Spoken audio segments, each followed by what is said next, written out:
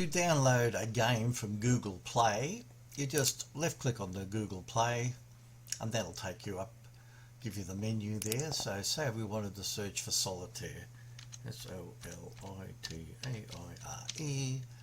and just press enter button on your computer. Now you can see there's a couple that's come up here. These two have ads, which means they are sponsored ads, which means the people actually pay money to get their ad listed first. I'm going to choose one down here that's not sponsored. Click on Solitaire, then we just go install, and that should go through the procedure, downloading, and then it should install the app.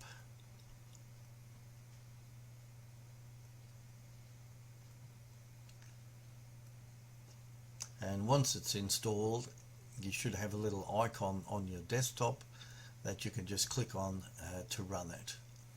Okay, so it's downloaded it, it's just installing. We can open the app from there, but if we close that page, we should see Solitaire there.